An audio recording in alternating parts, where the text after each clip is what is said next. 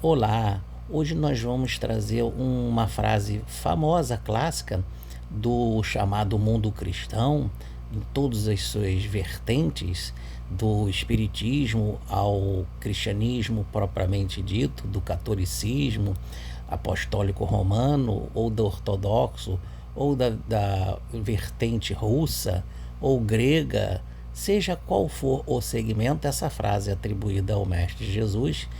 Certamente que sim, porque tem total convergência com a Kabbalah e a gente vai explicar nesse momento. Nós temos a frase: Pai, perdoa-lhes porque não sabem o que fazem.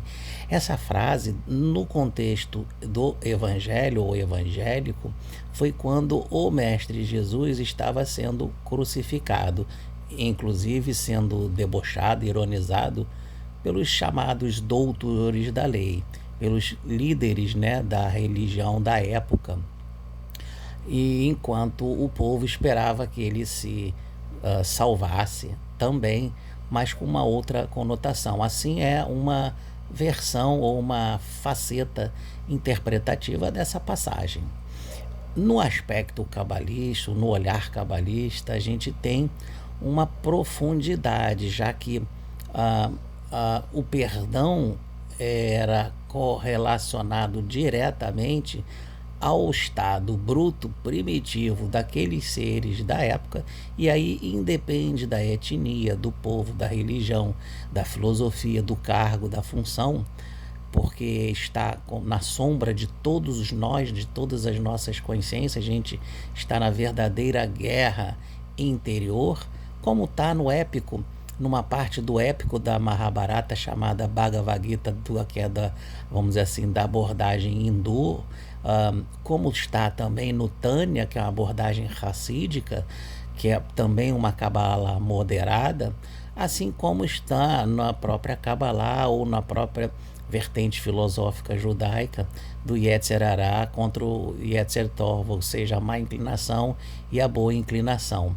Todos são personagens que vão trazer referências a essas duas forças encontradas no próprio ser humano. E aí que entra a Kabbalah, ou seja, Mestre Jesus trouxe esse ensinamento até mesmo no seu momento de passamento, onde ele perdoava o ato daqueles que não estavam em condições evolutivas de consciência a compreendê-lo, a compreender seus ensinamentos. Assim como um pai e a mãe às vezes não, muitas das vezes, né, não só às vezes, mas quase sempre, vê os filhos quando estão ainda infantis, em fase que não tem entendimento, um conhecimento, muito menos equilíbrio emocional e discernimento, seja na adolescência, seja na própria estado infantil, precisa sim, às vezes, utilizar aquele amor, porque faz algo inadequado, comportamentos infelizes.